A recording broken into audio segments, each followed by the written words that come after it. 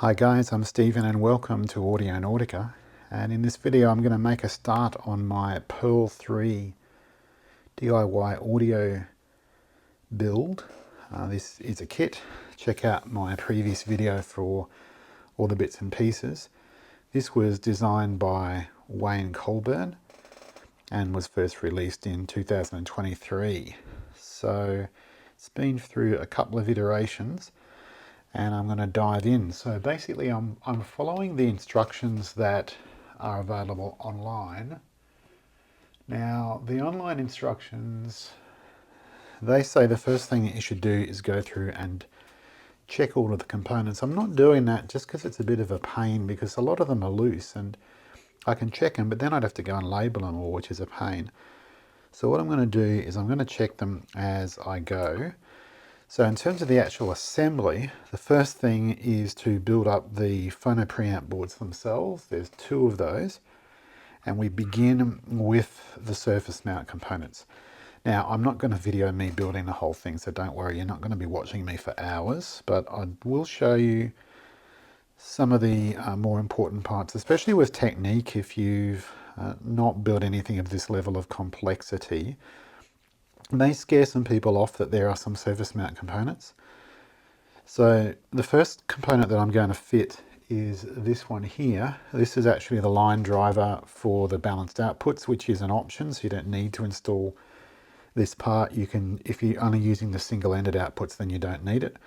But I want to have the balanced outputs as well. So this is the only surface mount integrated circuit. There is an option, you can use a surface mount op amp if you wanted to, but the one that comes with it is through hole. So if you don't install this, then you don't need to install any ICs, but there are some other surface mount components. So I'm going to show you a technique as to how you can go about installing this. So the trick is, what you do is you pre-tin just one of the pads, like so. See how it balled up into a nice round ball? So the trick is, make sure that you have got a decent soldering iron. A cheap one from the hardware store will not work. To do this kind of work, you need the right tip. So a big chunky tip, I'll show you my other tip. This tip here, there is no way that you're going to be soldering that with this tip here. That's for heavy stuff. So you need the right size tip. You need a good, decent soldering iron, which is what I have. And then what you do is you, as I say, tin that.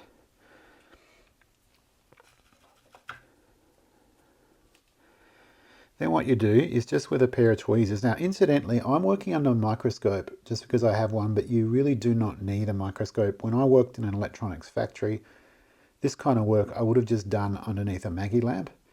So I would recommend a Maggie lamp. You could also use a magnification kind of a visor thing, but I think a Maggie lamp would be your best bet. So did you see what I did? Is with the tweezers, I held the chip in position, I centered it on the pads in the X direction and the Y direction, and then I reflowed the joint. So now that the joint has been reflowed, I'm just going to again do that. And now that IC is in the correct position and it's not going to go anywhere. Now the other thing that will make your job a lot easier too is some liquid flux. So I've just got this, I think this is like a nail polish application bottle. I think I bought it on Amazon or somewhere. But the flux is proper electronics liquid flux, and I can just apply some like that, and that will make the job a whole lot easier. Now I'm just going to come up here and I'm going to solder the pin on the opposite side. Oops. There we go. And that was a little bit recalcitrant, that one, probably because of the angle that I had the tip, but it did get there eventually. So now the key is I've soldered the two pins on the opposite side, and have made sure, which is really, really important, that the IC is around the wrong way, the right way, not the wrong way, the right way. There's the pin 1 indication there, that round dot. There's pin 1. So the thing is once you've got 2 pins soldered and the IC is not going to go anywhere, double check your work, make sure it's around the right way. Yes, it is around the right way. So now what I can do is I can solder all the other pins. Bit more liquid flux. Don't really need the liquid flux, but it will just make it a bit easier.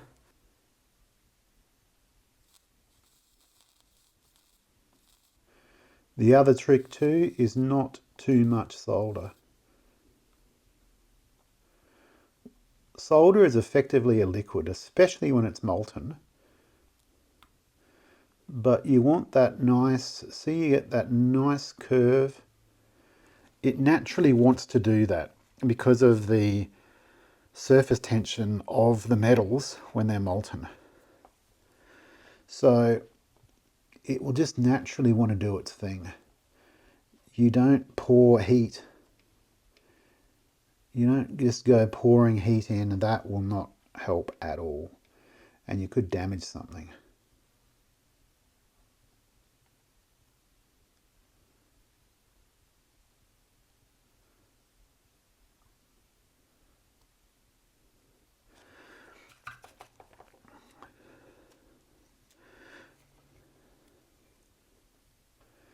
And what you're trying to do is to get the heat into the work. That's better. See, it didn't work the first time, so I just went back and tried the second time. Trying to get the heat into the work and then apply the solder to the work. You're not trying to apply the solder to the iron. Sometimes you might have to do that just to get it to start, but you're trying to apply the solder to the work. So now we can see all nice looking joints, and then if there's a joint that you're not happy with the way that it looks, then you go back and reflow it. Okay, so that IC is now installed.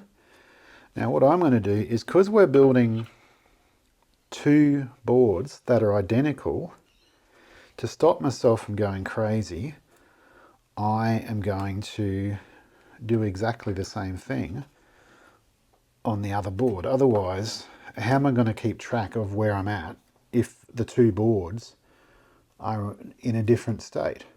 That's just crazy. So I'm going to come over to this other board and I'm going to do exactly the same thing.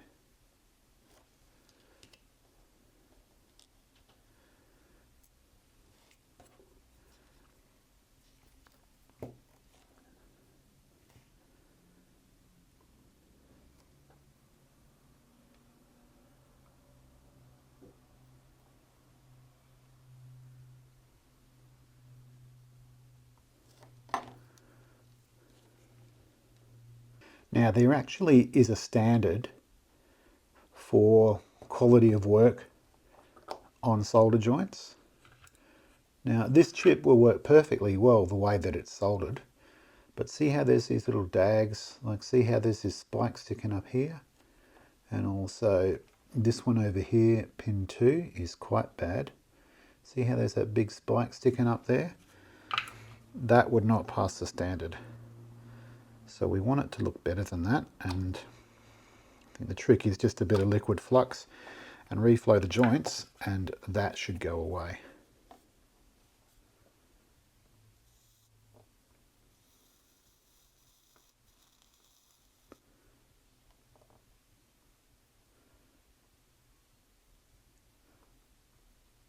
Ew, yuck. What's happening with that one?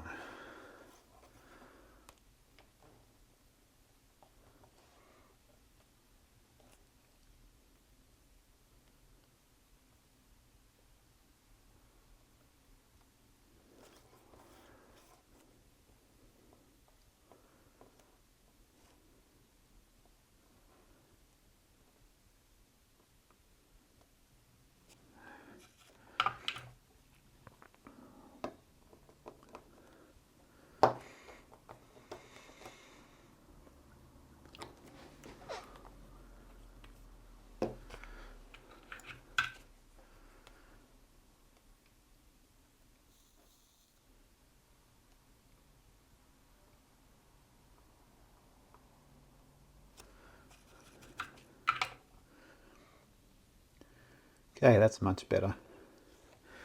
So those two parts are installed, and now that they're installed, I'm going to mark them off on my bill of materials. U2. So that way I know that it's now installed on both circuit boards. Okay, so we've got some other surface mount components now to install. So I'm not going to make you watch me doing all of these. What I'll do is I'll just do one of each, just so that you can see the technique of how to do it, and then I'll just dive in and do the rest of them. So SMD 0805s, there should be 8 in total. 1, 2, 3, 4, 5, 6, 7, 8. So that's one thing to note with these tiny capacitors, is they give you the exact amount, so don't go dropping it on the floor, because then you'll have to go and get another one. So let's see if we can find out where we're going to put that. C9.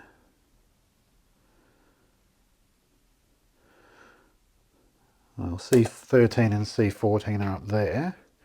Double check my bomb.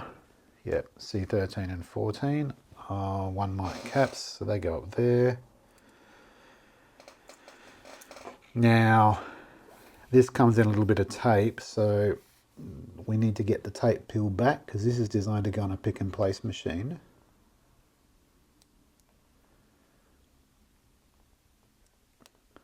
So get it started like that, and only don't rip it off, because then all of the capacitors will be loose. So we're just going to take one out. There it is. And I'm going to install it up there, so I'll just put it up there. Now, the technique for these is pretty much the same as what we did for the IC.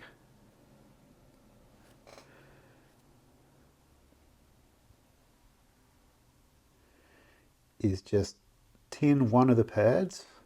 Come on, tin one of the pads. Tin that one as well while I'm here.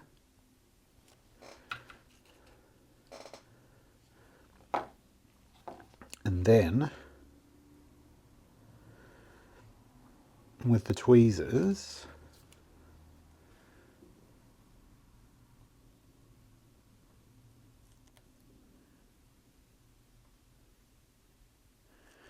now what I find with components like this, it's actually easier, rather than dropping it on top and trying to force it down, is to start to one side and then bring it in like so. And then did you see how the solder just wicked onto the end? That's done. I just want to center it a bit more. Now see how it's sticking up in the air? I don't want that, so I just need to, that's it. Okay. Now the joint looks pretty horrible, but that's okay, because we're going to fix that in a minute.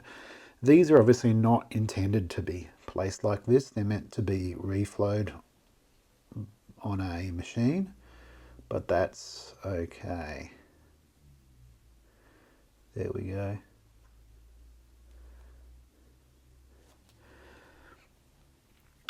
And then just to show you, if I want to make that really nice again, just a bit of the liquid flux. I mean, this is perfectly okay the way it is, but taking pride in our work is a nice thing.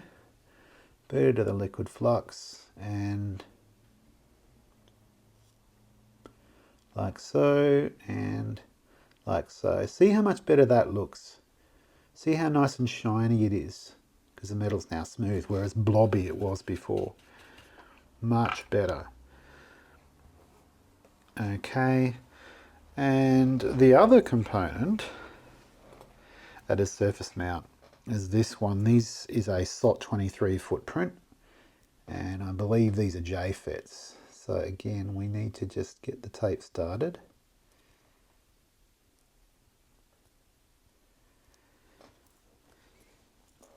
Tip out just one. Now, where do these go?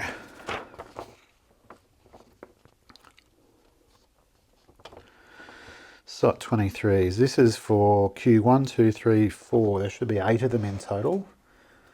1, 2, 3, 4, 5, 6. Huh? 1, 2, 3, 4, 5, 6, 7, 8, 9. There's 9. Maybe they can't count. 1, 2, 3, 4, 5, 6, 7, 8, 9. Well, I will double check that it's the right component. But I just want to see where it's got to go. Q1, Q2, Q3 and Q4.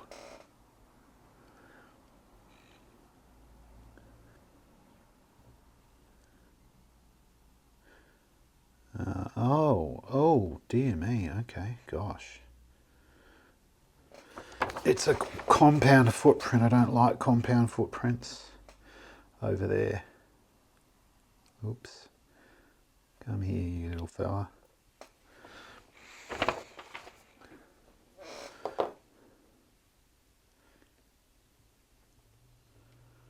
Oh, okay, yeah, look, it looks, yeah, that's fine. So it's designed to be able to take either through hole or surface mount JFETs, and the ones that are supplied in the kit are these through hole ones, but if you wanted to, you could go and change. So that's got to go there.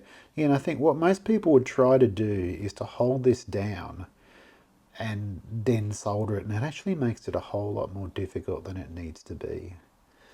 It's the same technique. Just tin one of the pads. It's probably easiest to pin the one that's on its own.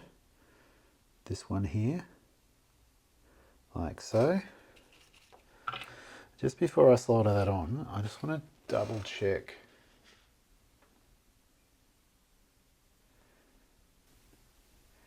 It talks a lot about testing your soldering in this procedure.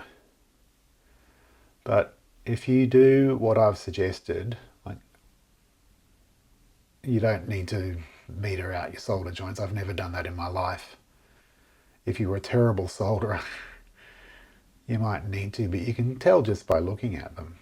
So it's the same technique. You just pick up the part with a pair of tweezers, reflow the joint, and drag the part to where it needs to be. Done.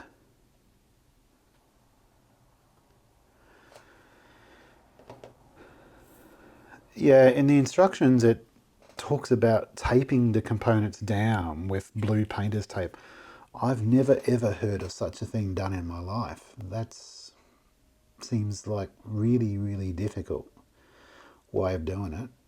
Whereas when I worked in the factory, this is the way I did it. I mean, I've soldered thousands of components like this.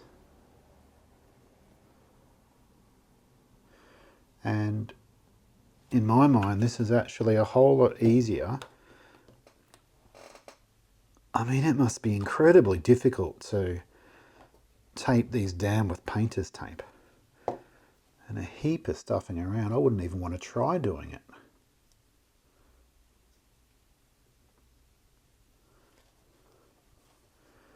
Whereas, look at this. Job done. Alright guys, so those are the 3 kinds of components, surface mount components on these boards. So I'm just going to go through and stuff the rest of them, and I'll be back when that's done. So guys, you might then be asking yourselves, what do you do if you make a mistake? Because I'm sure that you were all paying attention and you just noticed that I soldered this component on the wrong way around. It's quite tricky because the way this is why I don't like composite footprints. You see this overlay here, which is for the through-hole component, and you think that the composite footprint is inside there. And that's what it looks like. 1, 2, 3. It's not. This pad here is for this one. So I worked that out when I got over here. I was tinning the other pads to put the other components on, and I ran out of pads. I thought, hang on, where's the pad for this one? Well, that's because this guy is meant to be around here. So this is on the wrong way. So what are we going to do about that? Well, we want to get the part off without destroying it. And there's a couple of approaches we can take for that. So I'm just going to use some solder braid, like so.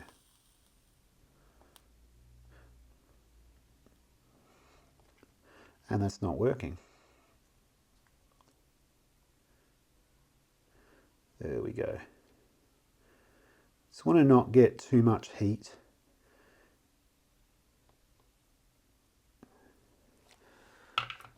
into the part, because too much heat will destroy it. And I'm actually just dumping the chip quick into some flux. And I think it might work better if I do it this way. That's it. Okay.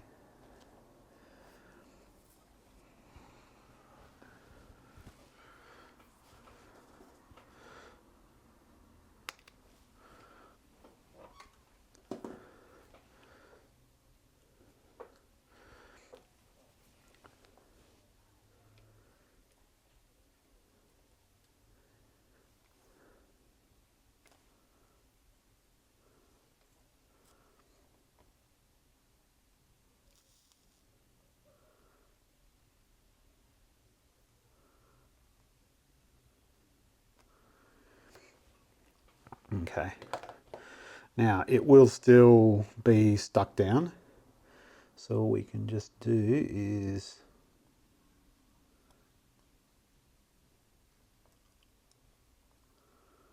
there. See how I just prised it up when the solder was molten? Held it up till the solder cooled. Now it's solid.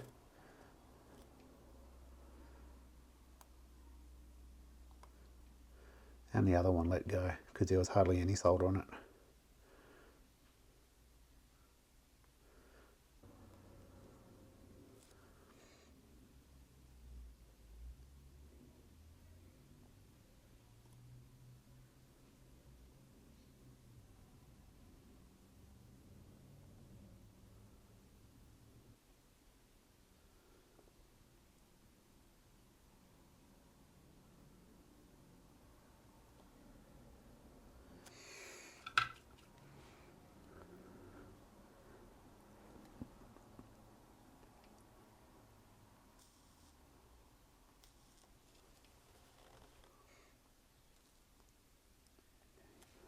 Okay, so that's the surface mount components all installed.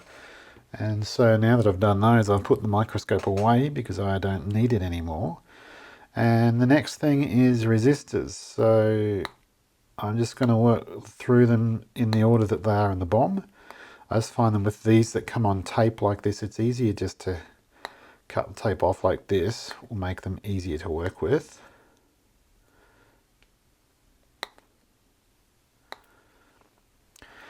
And then to prepare the resistors, you just want a little folding jig like this, which you can pick up pretty easily. And then it's always good practice to fold them such that the value is up. So this one has a value, not a color code. So we just pop that in there and we fold that like that. And that gives us the correct lead spacing. And so that one's going to go in there. This is R1. Now, you've got to decide which way around. It's obviously not polarized, but I think I'll have the text run in the same direction as the designator, like so. So that goes in there. And it's probably easier if I just fold them all at the same time. That one, oops.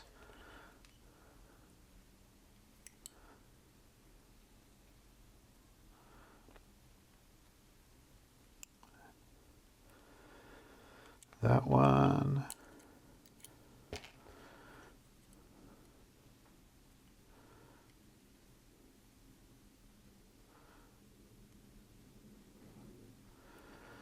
and that one.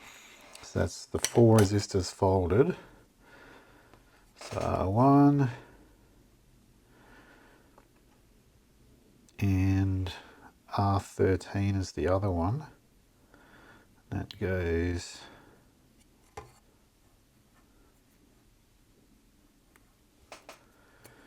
here.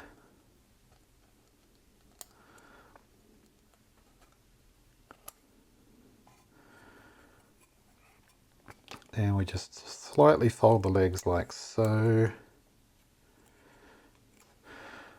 And if you want to, you can you could stuff a bunch of resistors and solder them all at once. But you get to a point where you've got so many in that the legs tend to get in the way.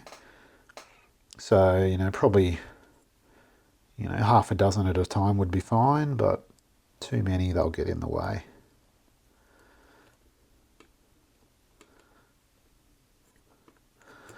Like so, trying to wick the solder up the leg. Like so, we want that nice, wet looking joint. Like so. And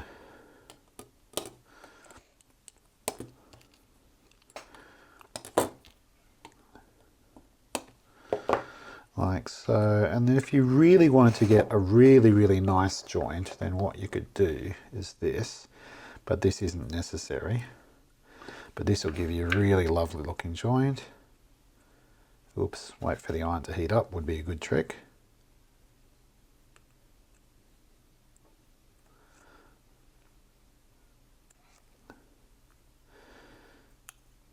Just reflow the joint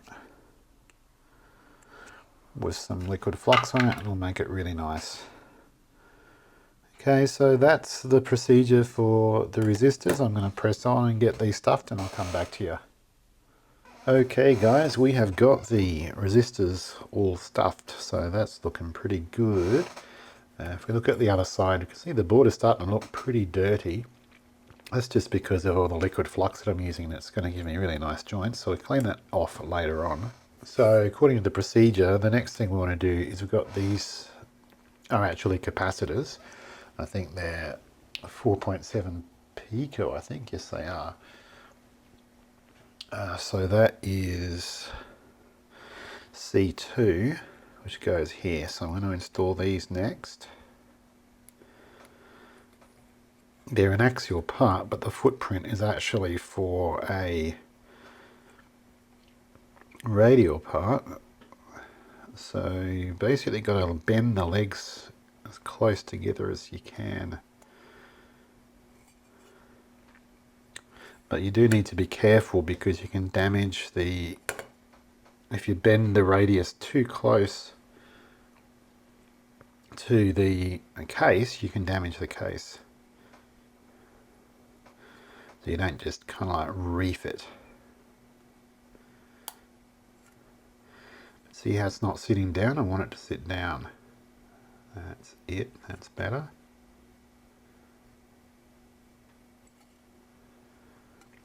That one's not sitting down.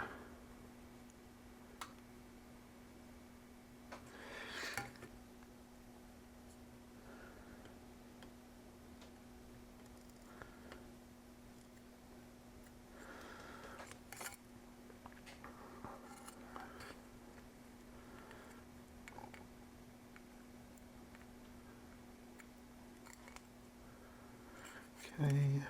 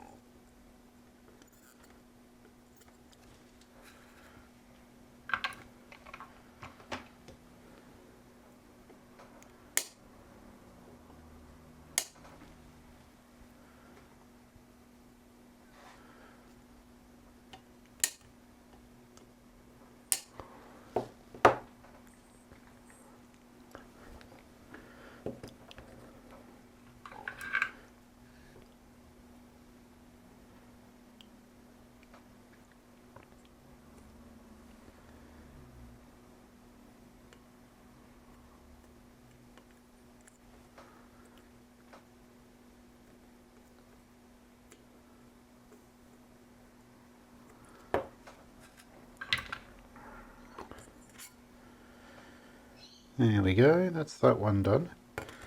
Now, I do vary, just in my own approach, I'm varying from the procedure a little bit, because generally the practice is to assemble in order of height. So you can see we've got all these low parts on.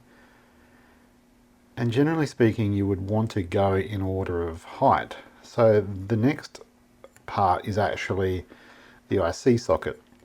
In the procedure, it talks about, again, taping it down with the painter's tape. But as I say, I've never done that in my life.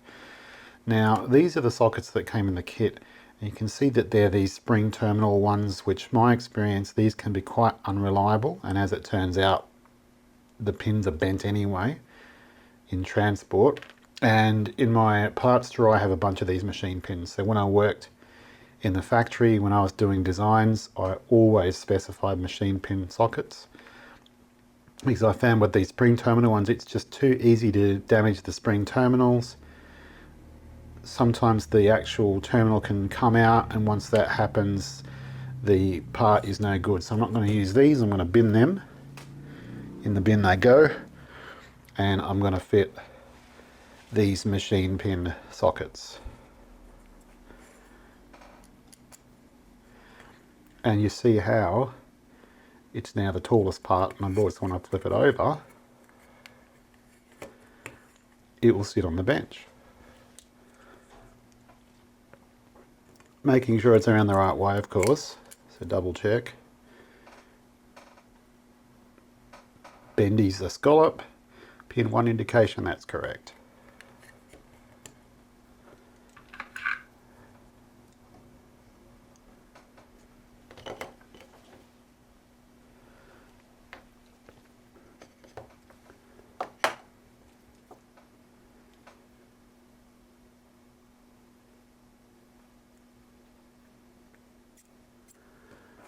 Solder 1 pin only, pick it up, push it down with the nail, reflow the pin with making sure that your finger is not stuck on the pin that you're reflowing, because otherwise you'll get a burnt finger.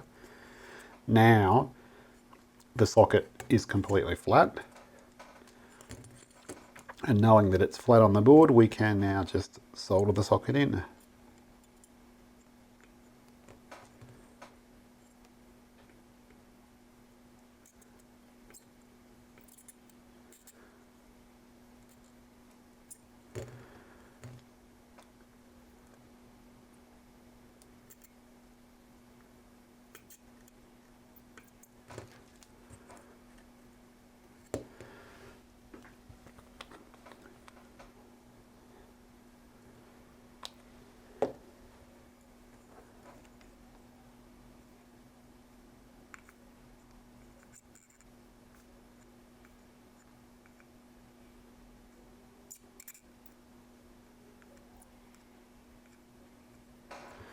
Done.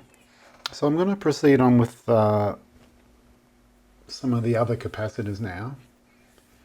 And the procedure talks about matching some capacitors. It does say that it's optional, but it says that we want to do match pairs for C3 and C4. Okay, there they are. C4's there, C3 is there. So basically it says take 2 of the 100 nano caps that are the same value or as close as possible and pair them. So I used my little tester. The procedure actually suggests using one of these. So this will work quite well to work out what the values are. And I've already worked out some pairs. So here are 2 capacitors here that have very similar values, 98.5 and 98.6. So we're going to put these as C3.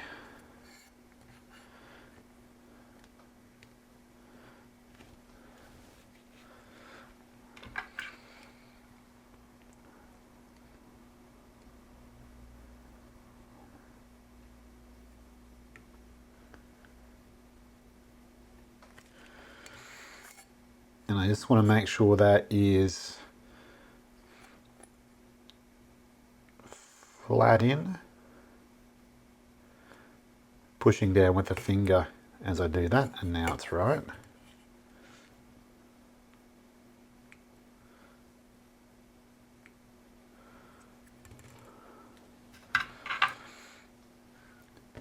So checking in, that was C3. And good practice just to have the text around the same way, even though they're not polarized parts.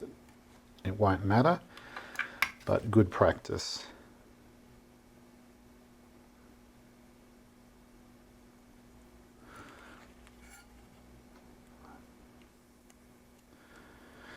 As I did that, I could just feel the part just drop down a fraction of a millimeter.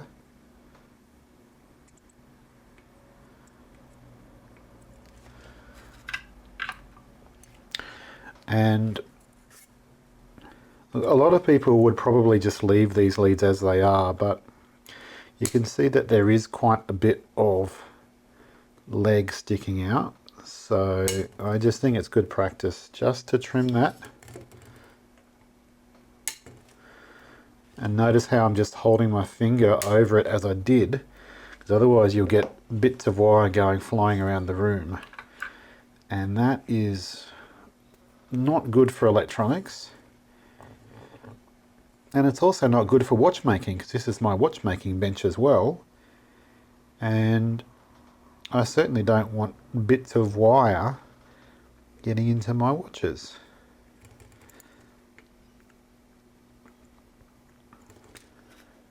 Okay, get rid of those.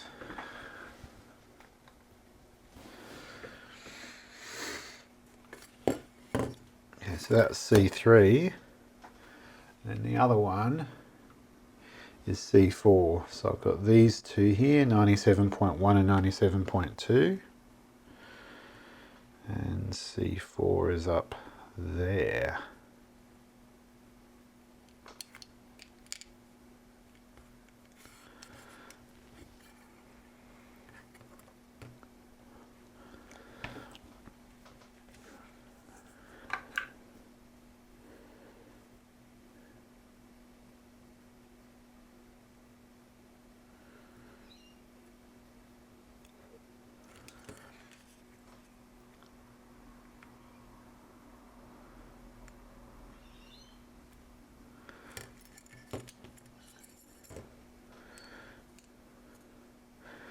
Another reason why it's good to have a good iron is that these capacitors are quite sensitive to heat.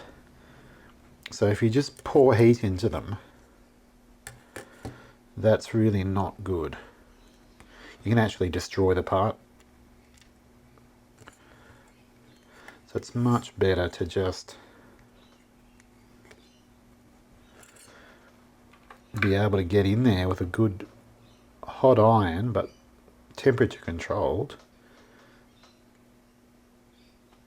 and bang, joint done.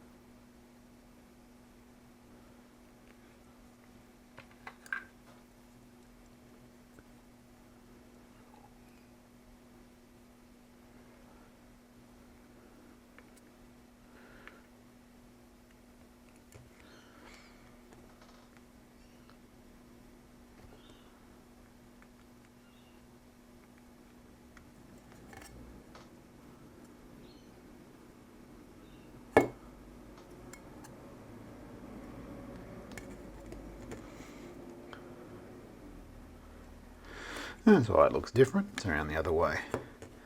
And it's that one there that we want.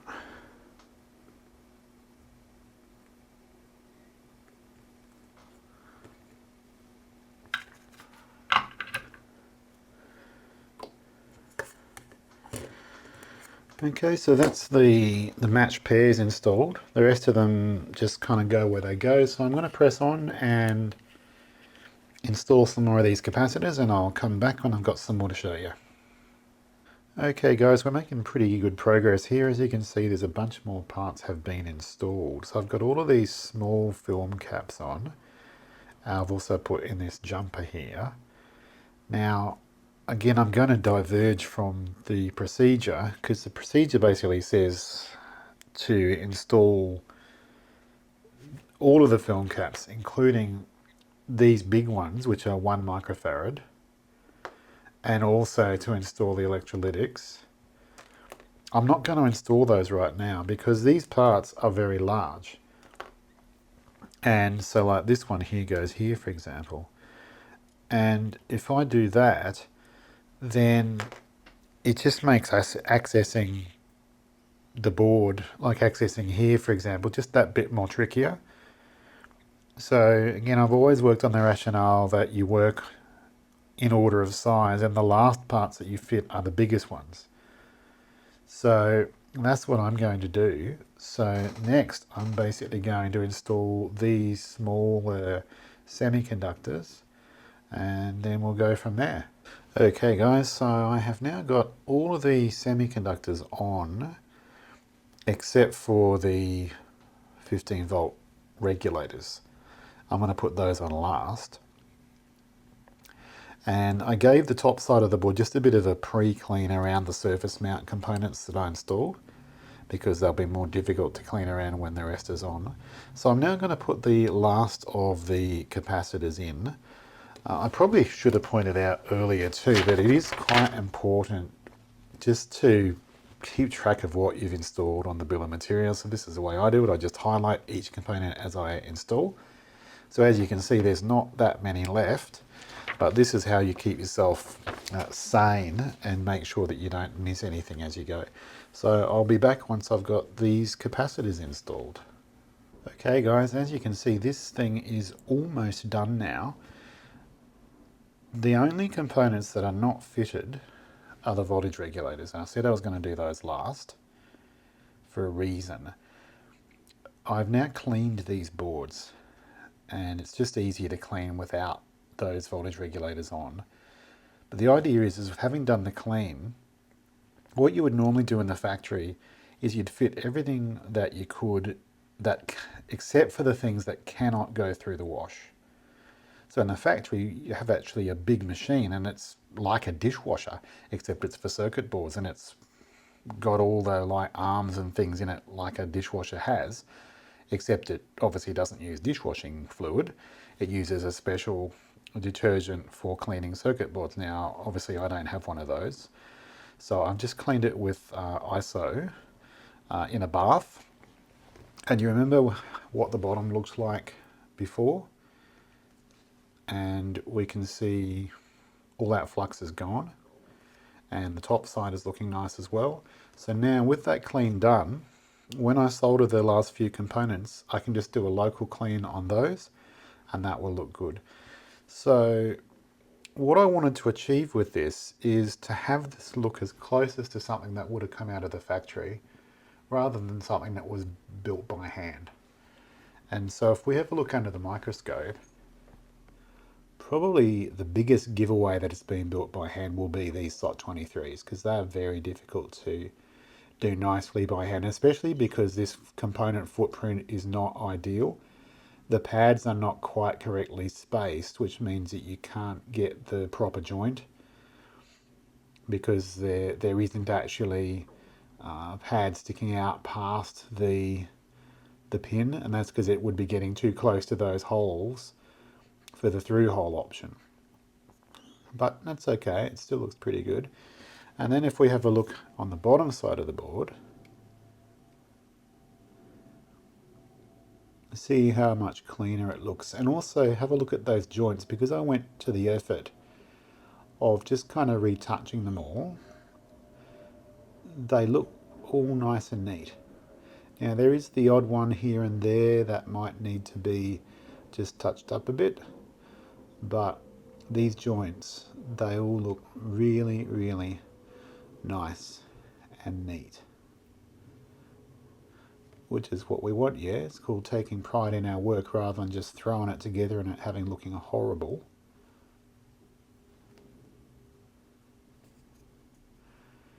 Now the other thing that you should do as well is you should do an inspection of your work. So, and we certainly did this in the factory. Inspect the solder joints and inspect the component side as well. So just having a look over here, you can see every now and then there's like a little, just a little solder dag there. Get rid of that, not good. I think that's in the, yeah, that's actually in the solder mask, so that's not going to go away.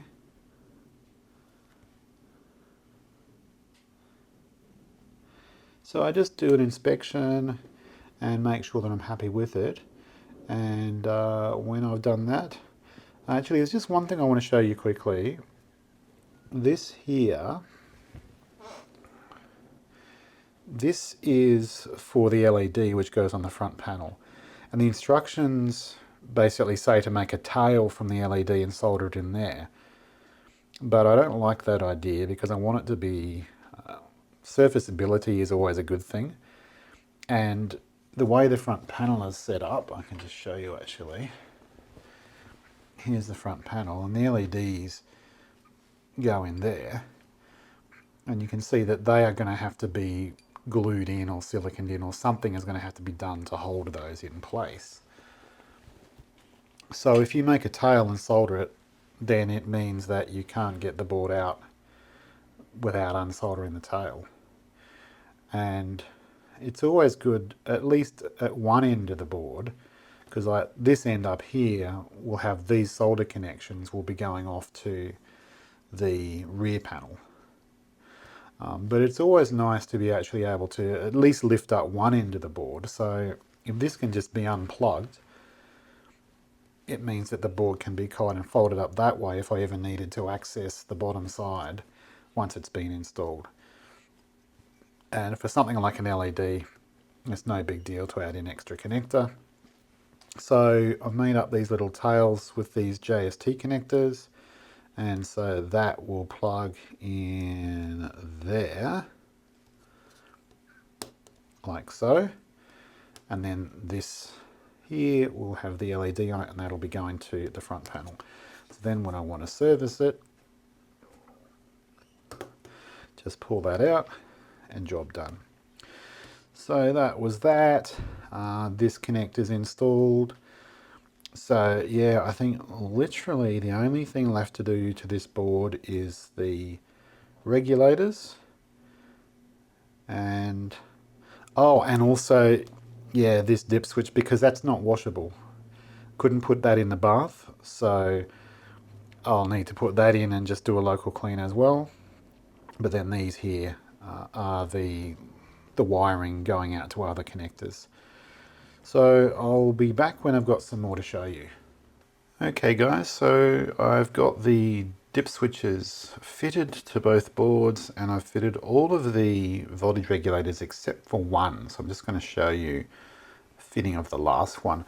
One thing to note, the procedure doesn't say anything about a heatsink transfer compound, which you really do need to have. You wouldn't just bolt these regulators straight onto the heat sinks, because there needs to be some kind of heat transfer interface. So the traditional way to do that is just with the, the white paste heatsink transfer compound, so you can use that. Or I'm using sill pads because they're just much neater, no mess, and they won't dry out like the heatsink compound will. So it is very, very important, as the procedure says, to fit the component to the heatsink first. Don't solder it in and then try to attach the heatsink later on. One, it'll be almost impossible to get it lined up correctly.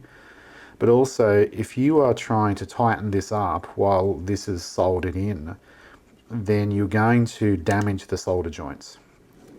So that's why you treat this as like a sub-assembly, and then you put it in. So the tip that I was using before, which was this one, there is no way that that is going to be able to do these joints. Okay, it's just completely unsuitable tip.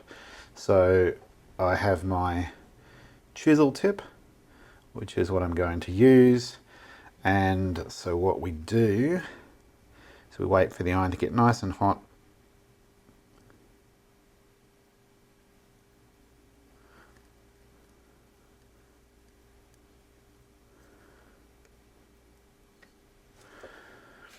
Now, because this board is sitting at an angle, this will not be straight. So what I do now is again pick it up, finger on the bottom, reflow the joint. There. You heard that nice positive snap as it went into position. So now it's in the right position. I can solder the other joints.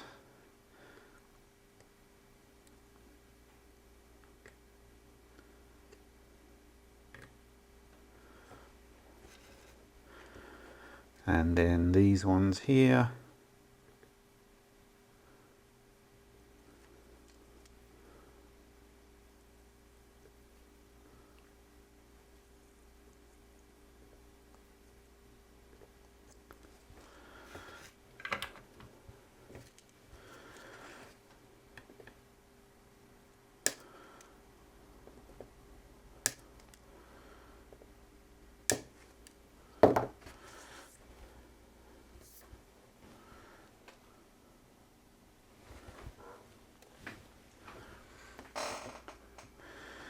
And so, oops, I haven't trimmed this one yet, so I've got to do that as well.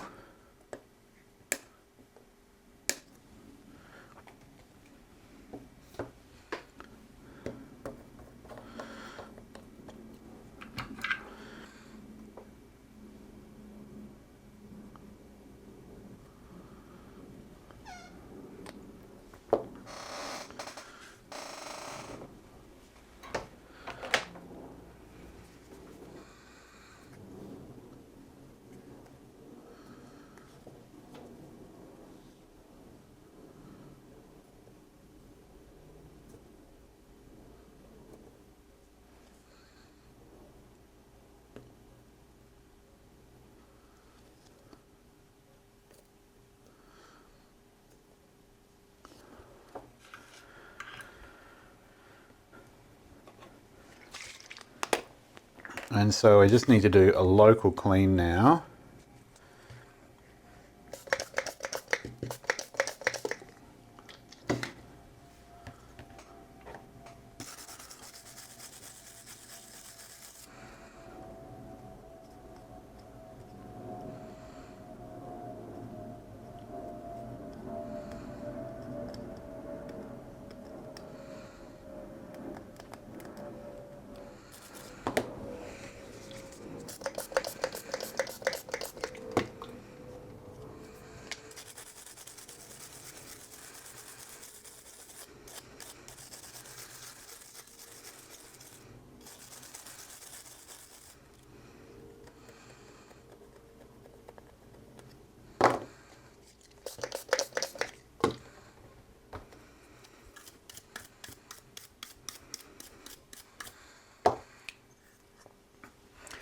And then just to dry the ISO, I've got a hot air gun.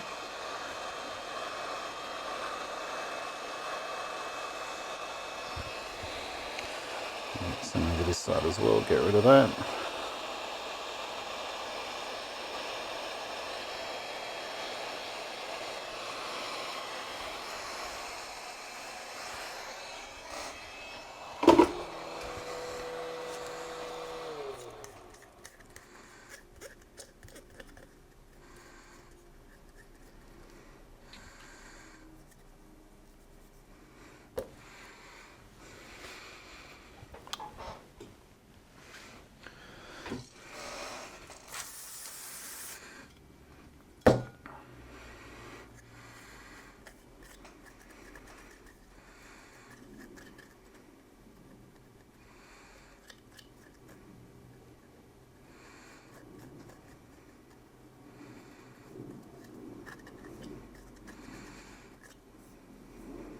So that's pretty much done, and here's the other one over here.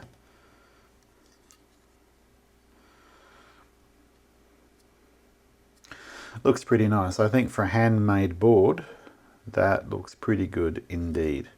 Okay guys, the procedure says to do the testing after installing into the enclosures, but I figure it's going to be a whole lot easier in some senses to do it now, and you'll see why just in a tick. So I haven't yet installed the op amp, so first thing is I do a smoke test and make sure that we have the DC rails. So I have this hooked up to my Tech PS503A dual power supply that will make about the setup at the moment for plus and minus 17.5 volts or so.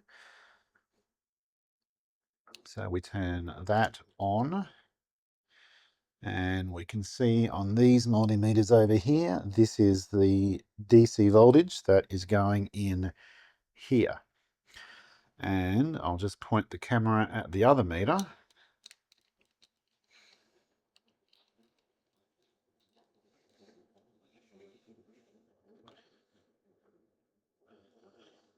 Pick up ground is the thumping great big screw on the regulator, and the right hand pin 15 or 14.995 volts. I'll take that. And this one here, mine is 15.2 volts. So we have the plus or minus 15 volts that we expect.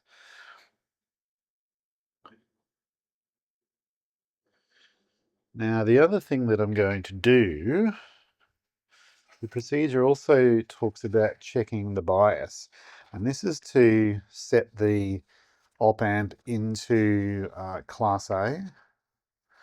So I just need to find that note. Here we are.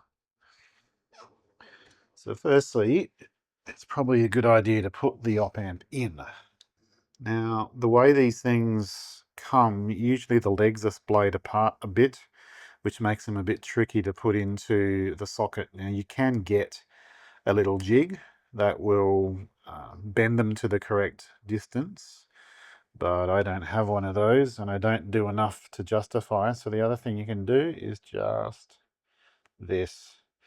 Just a very gentle fold down to bend them together, and then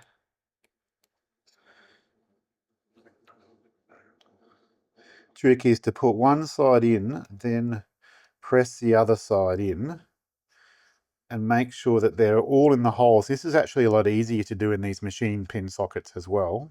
Push it down. Done. Making sure that it's around the right way before and after, especially before.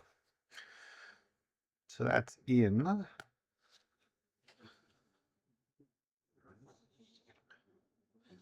So it says that for the bias,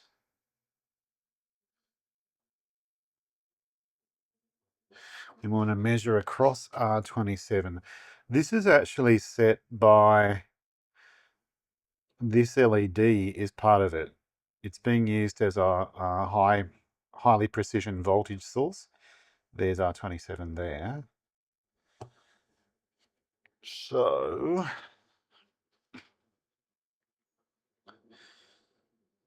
now it's a little bit difficult to kind of film and do this all at the same time, but put the Lurgatrons back on. Okay, so you can see that our LED is on, and see what we've got across here. 1.9 volts DC.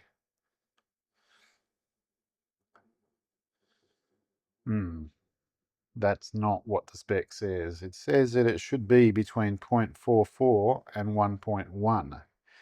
And I've got 1.9. So that means I'm going to have to adjust that resistor. And this is the reason why I'm doing this now, because it's a whole lot easier to do this while the board is out than when it's screwed in. So let me do that. Okay guys, I think this is a logical point to draw a line under this video. These two boards are now ready to go into the enclosure, so I did have to change R27 on both of these, which was a bit of a pain. It's 470 on one of them, and the other one I think it's 590 or something like that. So it was certainly easier to change them now than after they're in the enclosure. But even now is a bit of a pain because it's so easy, if you're not careful getting the iron in there, to damage these with the soldering iron. And actually you can see there's a bit of solder splatter there that I need to get rid of, gone from taking those resistors out. So that is done. So yeah, these are basically ready to go, I think. So thank you so much for watching my video. Please give me a like, subscribe and share. Keep an eye out for the next video, which will be the enclosure for the preamp stage. And I look forward to seeing you then. Bye for now.